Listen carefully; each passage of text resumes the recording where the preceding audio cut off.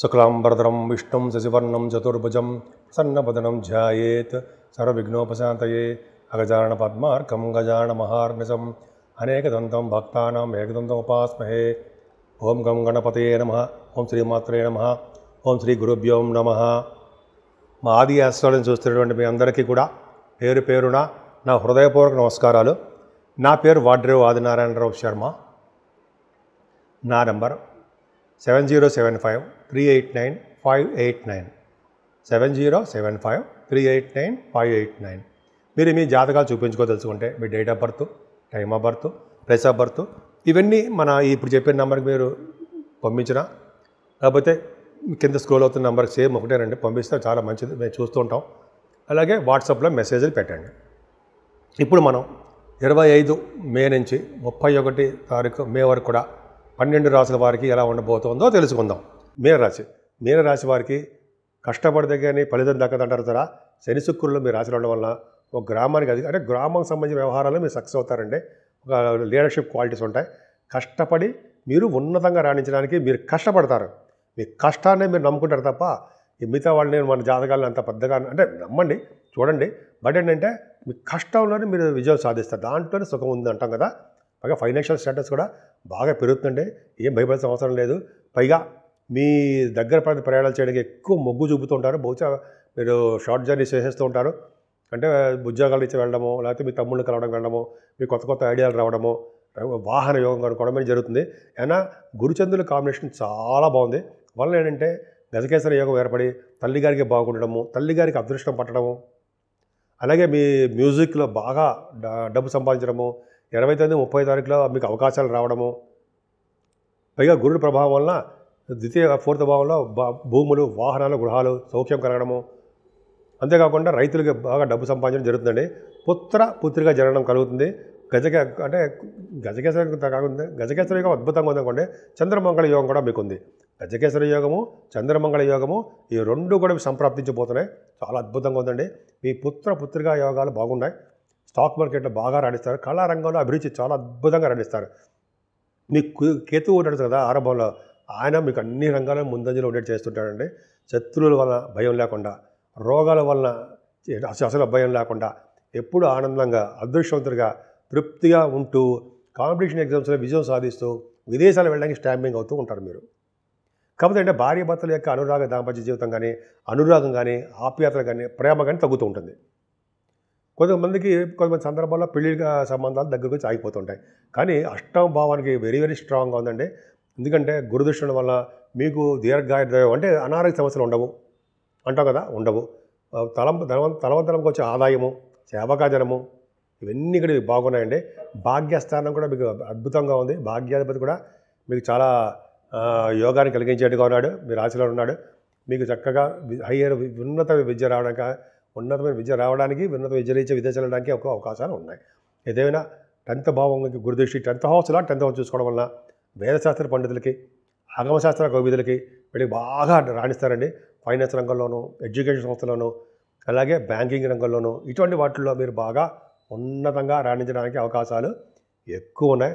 ఏదేమైనా వ్యయభావానికి రాహు ఉండడం వలన, రాహు దృష్టి ఉండడం వలన కాదు, వ్యయభావంలో రాహు ఉండి రాహు గురుదృష్టి ఉండడం వలన మీకు చక్కగా ప్రయాణాలు చేస్తారు. కానీ రాహు వలన వచ్చే దోషాలు పరిహారం అవడానికే ఎక్కువ అవకాశాలు ఉన్నాయండి. రాహుకేతుల మధ్యలో ప్లానెటరీ పొజిషన్ ఉండిపోవడం వలన సర్పదోషం ఉండడము, సవ్యకా సర్పదోషము, అలాగే కుజుడు కూడా వల్ల సర్పదోషం ఉండడం వల్ల మీరు కాళహస్తిలో పూజ చేయించుకోవడం కానీ, లేకపోతే సుబ్రహ్మణ్య స్వామి ఆరాధన చేసుకోవడం వల్ల కానీ, కొంతమంది చూడండి మోపిదేవిలో సుబ్రహ్మణ్య స్వామి పూజ చేయించుకోవడం వల్ల కానీ, అదే సర్పదోషం వలన కొంతమందికి నాగప్రతిష్ఠ చేయించుకోవడం వల్ల కానీ ఇలాగా మీకు చాలా అభివృద్ధికరంగా ఉండడానికి అవకాశాలు ఎక్కువ ఉన్నాయి. సుబ్రహ్మణ్య స్వామి ఆరాధన ఖచ్చితంగా చేయించుకోవడం మంచిది. 12 రాశుల వారికి, మేషరాశి నుంచి మీనరాశి వరకు కూడా 12 రాశుల వారికి చెప్పదగ్గ సూచనలు, రెమెడీసు, పరిహారాలు అంటాం కదా. ఏంటయ్యా అంటే ముఖ్యంగానండి ఈ వారం మొత్తం కూడా ఇందాక అన్ని చాలు చెప్పినట్టుగానే రాహుకేతుల మధ్యలో బాగా ఉండిపోయాడు ప్లానెటరీ పొజిషన్స్. అందుకనే మంగళవారం రాహుకి పూజలు చేయించుకోవడం వల్ల అద్భుతంగా ఉంటుందండి. మనకి మీకు తెలిసి రావుకాల పూజలు అంటే అమ్మవారి గుళ్ళు వచ్చి బ్రహ్మాండంగా చేస్తారు. సర్పదోషం కోసం కొంతమంది ఏమో ఆశ్లేషబాలని, కొంతమంది సర్పదోషం కోసం పూజ చేస్తుంటారు. అదొకటి. కాళహస్తిలో పూజ చేయించుకోవడం వల్ల రాహుకేతు వల్ల వచ్చే దోష పరిహారం అయిపోతూ ఉంటాయి. అదొకటి ఉందండి. అంతేకాకుండా కుజుడు కూడా సర్పదోషం. కుజుడు కూడా నీచ స్థితికి వెళ్ళిపోయాడు కదండి. అదే రియల్ ఎస్టేట్ రంగంలో వాళ్ళకి ఏం లాభాలు లేవు. అంతా డల్గా ఉంటారు. నష్టాలు రావడానికి అవకాశం ఉంది. అందుకని సుబ్రహ్మణ్య స్వామి కళ్యాణాలు, సుబ్రహ్మణ్య స్వామి ఆరాధనలు, వీలుంటే మోపిదేవి ఊళ్ళో అలా సుబ్రహ్మణ్య స్వామి ప్రతిష్ఠ చేసుకోవడం వలన చాలా మంచి ఫలితాలు కలుగుతాయండి. కాలసర్పదోషంలో ఉన్న ప్రతి రాశి వారికి కూడా ఏ రాశి వారికి అభివృద్ధికరంగానూ సంతోషంగానూ ఉండడానికి అవకాశాలు తక్కువ ఉంటాయి. ఈ నెల మొత్తం కూడా మనకి ఎంత అద్భుతమైన కాలం కాదని చెప్పొచ్చు. అలాగే జ్యేష్ఠ మాసం కూడా వచ్చేసింది కాబట్టి కొద్దిగా జాగ్రత్తగానే ఉండాలి మనం. కాబట్టి ఈ అసలు దోషాలు పోవాలంటే యాక్చువల్గా సుబ్రహ్మణ్య స్వామి అవి మేము పూజించడం కాకుండా వెంకటేశ్వర స్వామి ఆరాధన చేయాలండి.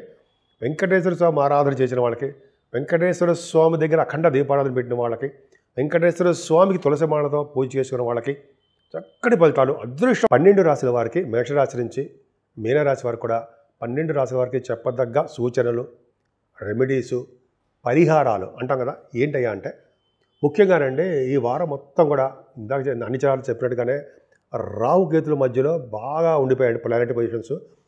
అందుకనే మంగళవారం రాహు పూజలు చేయించుకోవడం వలన అద్భుతంగా ఉంటుందండి. మీకు తెలిసి రావుకాల పూజలు అంటే అమ్మవారి గుళ్ళు బ్రహ్మాండంగా చేస్తారు. సర్పదోషం కోసం కొంతమంది ఏమో ఆశ్లేషబాలని, కొంతమంది సర్పదోషం కోసం పూజలు చేస్తుంటారు. అదొకటి. కాళహస్తిలో పూజ చేయించుకోవడం వల్ల రాహుకేతు వల్ల వచ్చే దోష పరిహారం అయిపోతూ ఉంటాయి. అదొకటి ఉందండి. అంతేకాకుండా కుజుడు కూడా సర్పదోషం. కుజుడు కూడా నీచ స్థితికి వెళ్ళిపోయాడు కదండి. అదే రియల్ ఎస్టేట్ రంగంలో వాళ్ళకి ఏం లాభాలు లేవు. అంతా డల్గా ఉంటారు. నష్టాలు రావడానికి అవకాశం ఉంది. అందుకని సుబ్రహ్మణ్య స్వామి కళ్యాణాలు, సుబ్రహ్మణ్య స్వామి ఆరాధనలు, వీలుంటే మోపిదేవి ఊళ్ళో అలా సుబ్రహ్మణ్య స్వామి ప్రతిష్ఠ చేసుకోవడం వలన చాలా మంచి ఫలితాలు కలుగుతాయండి. కాలసర్పదోషంలో ఉన్న ప్రతి రాశి వారికి కూడా ఏ రాశి వారికి అభివృద్ధికరంగానూ సంతోషంగానూ ఉండడానికి అవకాశాలు తక్కువ ఉంటాయి. ఈ నెల మొత్తం కూడా మనకి ఎంత అద్భుతమైన కాలం కాదని చెప్పొచ్చు.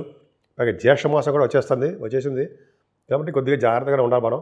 కాబట్టి ఈ అసలు దోషాలు పోవాలంటే యాక్చువల్గా సుబ్రహ్మణ్య స్వామి అవి మేము పూజించడం కాకుండా వెంకటేశ్వర స్వామి ఆరాధన చేయాలండి. వెంకటేశ్వర స్వామి ఆరాధన చేసిన వాళ్ళకి, వెంకటేశ్వర స్వామి దగ్గర అఖండ దీపారాధన పెట్టిన వాళ్ళకి, వెంకటేశ్వర స్వామికి తులసి మాలతో పూజ చేసుకున్న వాళ్ళకి చక్కటి ఫలితాలు, అదృష్టం తోడవుతూ ఉంటుంది. అంతేకాకుండా ఈశ్వరాభిషేకాలండి. ఈశ్వరుడికి మల్లెపూలతోనూ తులసి దళాలతోనూ పూజ చేసుకుంటే ఐశ్వర్య సిద్ధిట. అది ముఖ్యంగా మీనరాశి గురించి చెప్పగల అంశం ఏంటంటే, ఈ మీనరాశి కాదు అన్ని రాశులు వాళ్ళు కూడా ఈశ్వరుడికి ఇప్పుడు మనన్నీ కూడా మల్లెపూలు బాగా వస్తుంటాయండి. మల్లె పువ్వులతోటి అష్టోత్తరాలు కానీ శతనామాలు కానీ ఆయనకి అభిషేక అనంతరము పూజ చేసుకుంటే, మల్లె పువ్వులతో పూజ చేసుకుంటే వాళ్ళు భార్యాభర్తలు అనురాగ దాంపత్య జీవితం ఒకళ్ళొకరు వదిలిపెట్టి ఉండరు. పెళ్ళి కాని వాళ్ళకి పెళ్ళి అయి తీరుతుంది. నేను చెప్పేది కాదండి, ఈ శాస్త్రం ఏం చెప్తుందో మన బుక్స్లో మనం అంత పెద్దవాళ్ళు ఏం చెప్పారో అది చెప్తున్నా. మీకు తెలియదేం కాదు. మల్లెపూలతోటి పూజ చేసుకోవడం సర్వదా శ్రేష్టం. అలాగే శివుడికి మల్లె పువ్వులతోటి, అలాగే కొంతమంది మారేడు దళాలతోటి, అంతేకాకుండా మనం చెప్పే తులసి దళాలతోటి మారేడు దళాలతో పూజ చేస్తే ఐశ్వర్య సిద్ధి, అఖండ ధన ప్రాప్తి, రాజయోగ ప్రాప్తి అంటారా, అదొకటి. సో ఈ విధంగానండి మనకి ఏది వీలుంటే అది, మనకి భగవంతుడి బుద్ధి ఎలా పుట్టిస్తే అది, అలాగే మనం పూజలు చేసుకోవడం వలన, ముఖ్యంగా దేవుడికి దగ్గర అవ్వడం వలన, స్వామివారు నిరంతరం మనస్ఫూర్తిగా కొలవడం వల్ల ఎన్ని పనులు ఉన్నా సరే ఒక్క 5 నిమిషాల పాటు స్వామివారు మీకు ఏ దేవుడు ఇష్టం ఉంటుంది ఆ దేవుడు, అమ్మవారైనా సరే, అమ్మవారు కనకదుర్గాదేవి అమ్మవారు, తర్వాత మన శ్రీశైల బ్రహ్మరామమ్మ వారికి ఉన్న పట్టు పవర్ అంతా ఇంత కాదు కదండి. పైగా మనం చాలా పుణ్యక్షేత్ర దర్శనాలు చేసుకుంటాం కదా, ఆ పైగా అమ్మవారి యొక్క దర్శనాలు చేసుకుంటాం కదండి. అలా చేసుకోవడం వలన శక్తిపీఠాలు అంటారు, అమ్మవారి శక్తిపీఠాలు, అలా దర్శనాలు చేసుకోవడం వలన ముఖ్యంగా అమ్మవారి యొక్క కృపా కటాక్షాలు ఉంటే ఈ గ్రహాల వల్ల దోషాలు ఏమైనా ఉంటాయంటారా? ఏమి ఉండవు. అన్ని రంగాల్లో మనం ముందంజలో ఉండము. భార్యాభర్తలు, పిల్లలు, మనంతా సుఖసౌఖ్యాలతోటి ఎప్పుడూ ఆనందంతో ఐశ్వర్య ప్రాప్తి ఉండడంతో పాటు తృప్తిగా అన్ని రంగాల్లో ముందంజలో ఉండేట్టుగాను మీరు ఉంటారని, ఎప్పుడు తృప్తిగా, ఎప్పుడు ఆహ్లాదకరంగా, సంతోషంగా నవ్వుతూ ఉంటారని ఉండాలని మనస్ఫూర్తిగా కోరుకుంటున్నాను.